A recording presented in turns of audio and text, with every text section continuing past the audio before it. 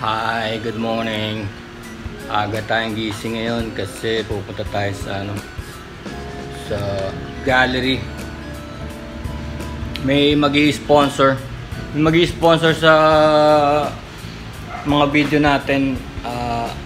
Siguro mga 6 months, promise niya 6 months para ma-promote din yung name niya as this is master artist Octi De Los Santos. So medyo nakalagay dun sa mga video natin is sponsored in part by master artist Octi De Los Santos. Si Mr. Octi is cloth artist. Cloth, ang ginagamit niya ay tela, no? Yung mga discarded na tela, ginagawa niyang portrait.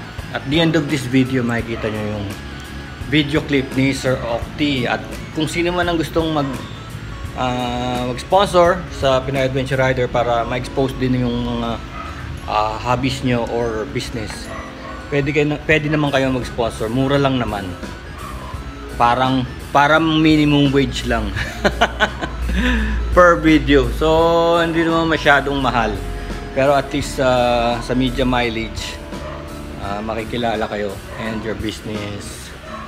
So marami tayong social media, marami tayong sa Instagram, Facebook, and YouTube, and all other social media sites.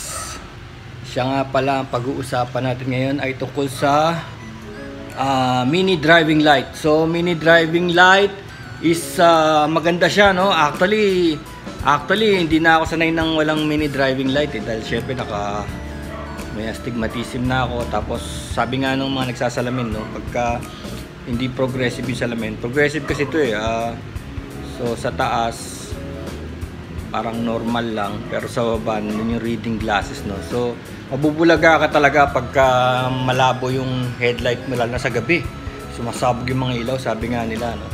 So kailangan talaga sa akin yung mini driving lights para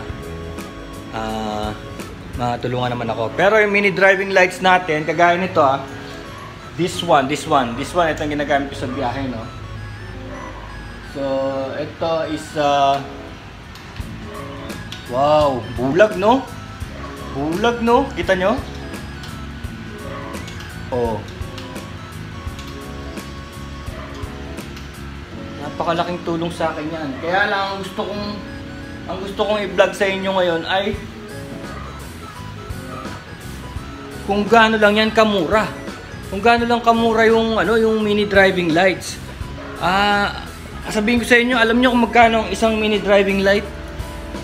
Isa 39 pesos, no? 39. Siguro nagtataka kayo pagka pupunta kayo sa mga shops. Tapos kasi tambay din ako sa mga shops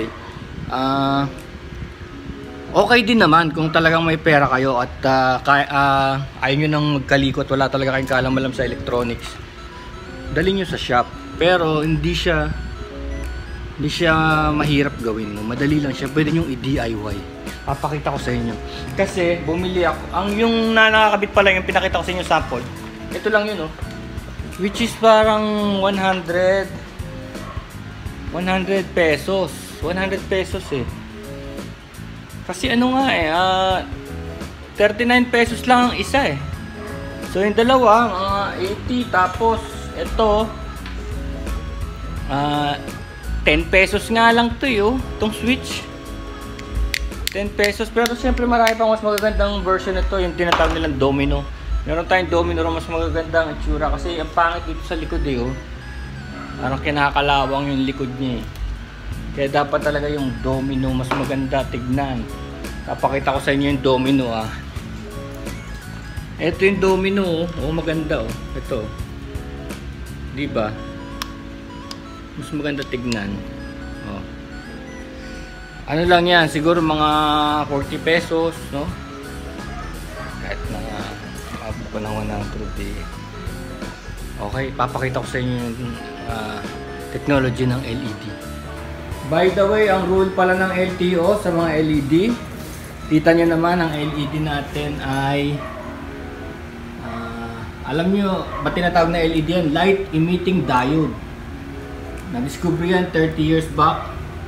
Light emitting diode, nag-aaral pa ako sa college.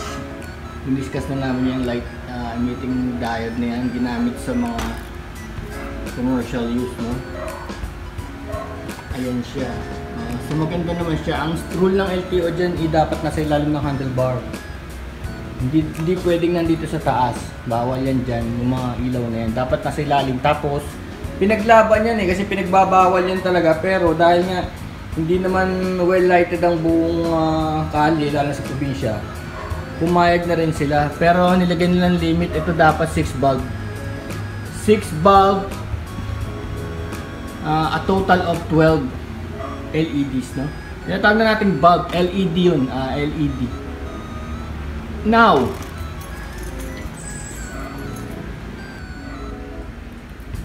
this one is the LED. Yan talaga ang LED or light emitting diode. It's a semiconductor. Ano yung semiconductor? It's a pyesa. Pyesa siya ng computer. Yun ang talagang LED. Kaya hindi siya madaling mapundi. Tignan nyo.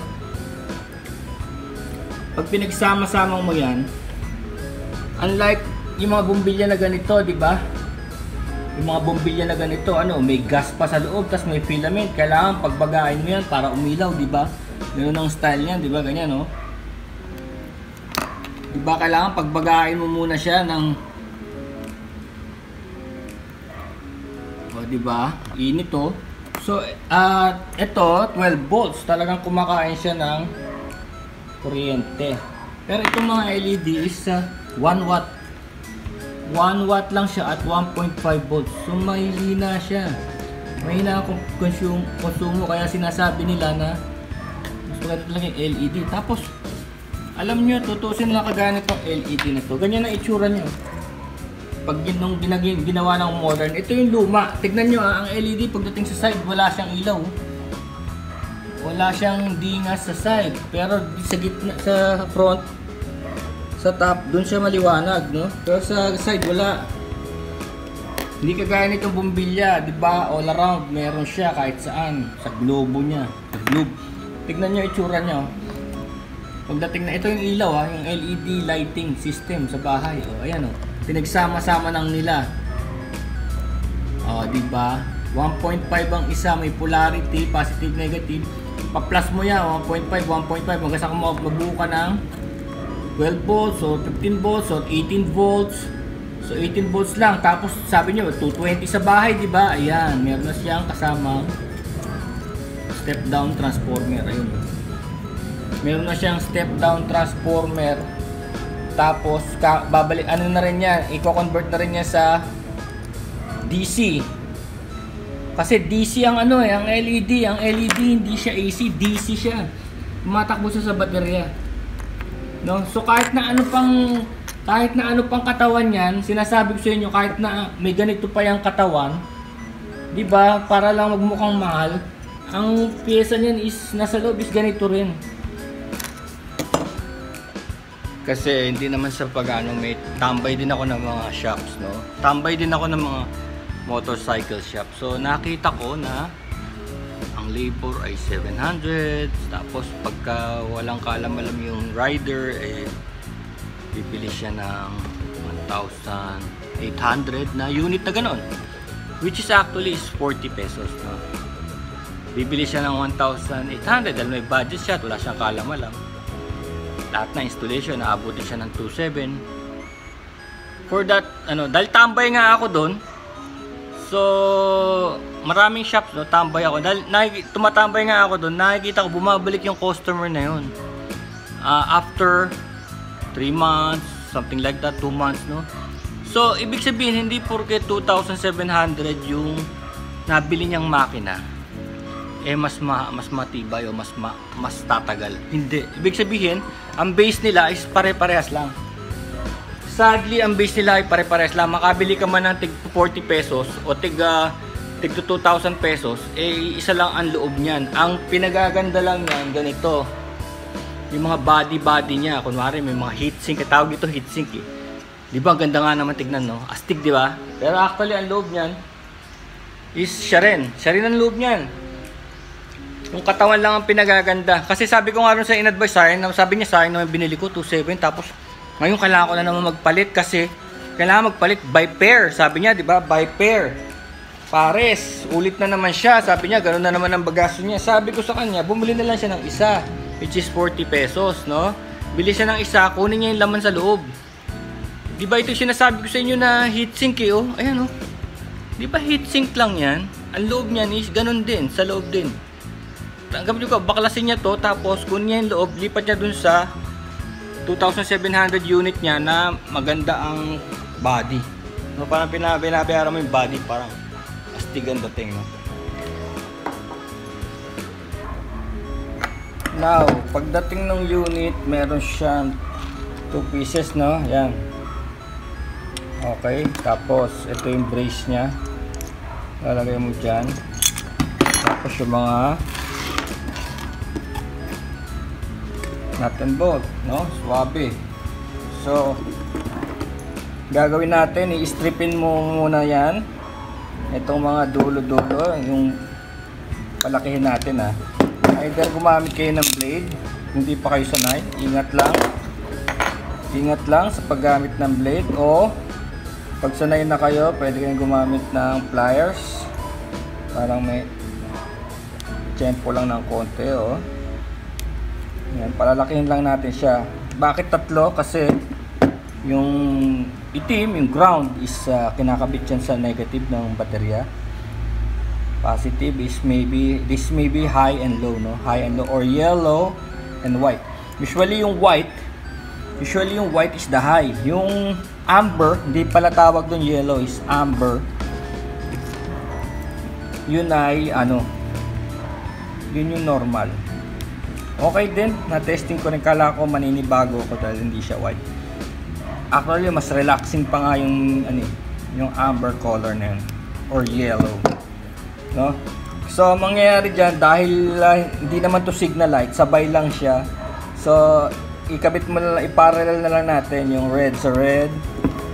Na parallel natin. Ayan, yung red, yan. Kakabit mo lang naman yan dyan sa red. Diba? Tapos, mas maganda sana, hihinangin, no? Hihinangin. Kung wala naman, higpitan mo na lang. Higpitan mo lang ng husto, no? Kung wala kang panghinang. Ako, hihinangan ko yan, may panghinang ako, pero kakabit muna natin para makita nyo kung gaano kadali. Ang style dito is kinakabit diretso sa baterya, no?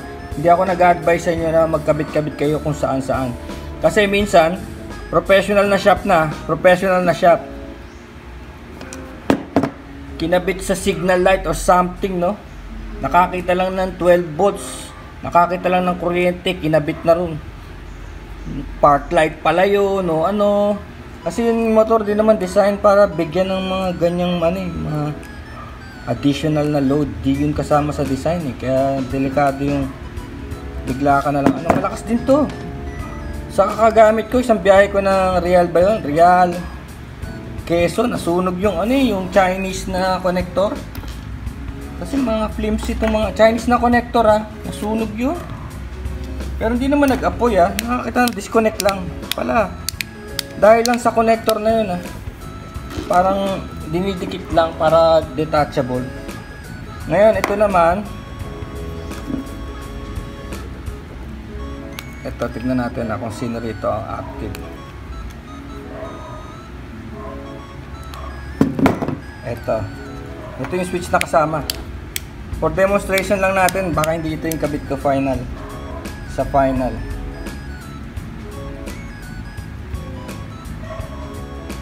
Negative sa black, tingnan natin. So yun yung driving lights na ordinary. Ito yung kabila, yung white, yung high. Yan. So ang lakas, no? Sakit sa mata niyan. Dapat huwag nang titignan yung diretso yan. So yun na yun. So meron tayong normal, amber, or yellow. Yan. Malakas siya. Naiya nga ako minsan, Tapos yung switch, paano nyo kakabit yung switch?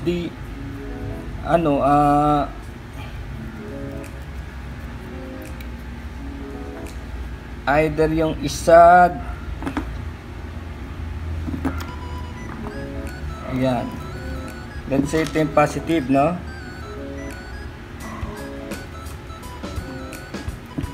Negative.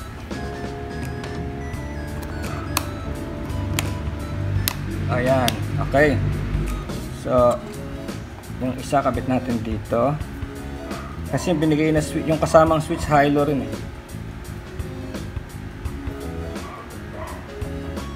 Yun lang, parang kasi dahil switch lang naman to, ayan o. Hanapin nyo na lang doon. Yung red yung positive ang ginagalaw natin na yung ground is naka-steady na siya. Ayun, naka-steady na. Yung positive lang nilagay natin sa switch. 3-way to eh. So yung red, syempre yung red positive ayun red positive. Diba? Yung red positive, tapos ito yung green and black. Yun na yung option mo, high-low. Ayan. Dito sa gitna, patay, off. Ayan.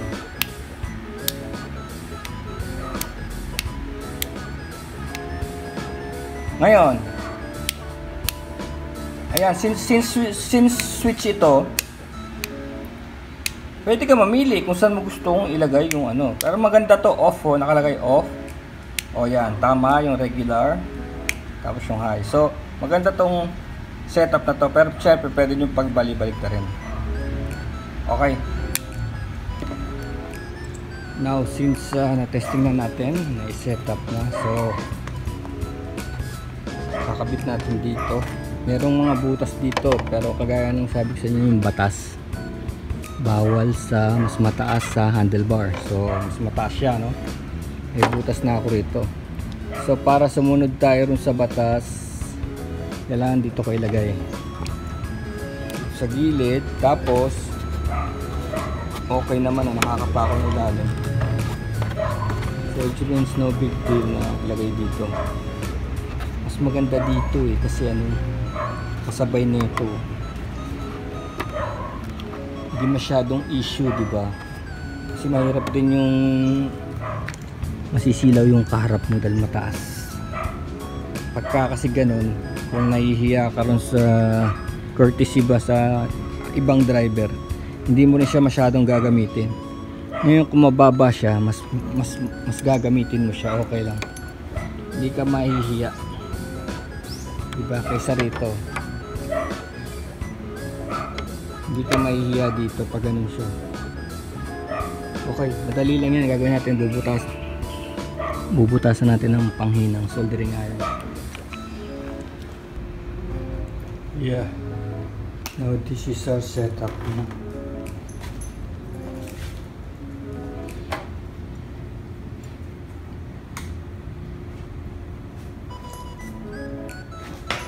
Ganyan siya, tapos yung high niya ganyan. So patulis siya, hindi siya pakalat eh. Titignan muna natin sa gabi kung ano itsura niya.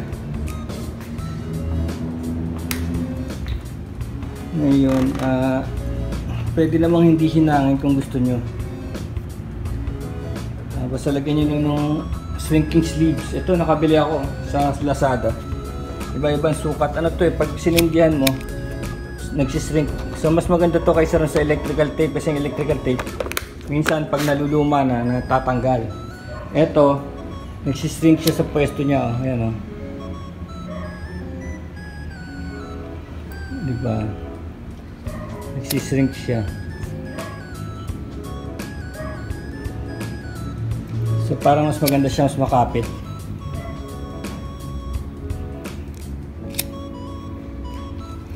Nilagay ko muna to.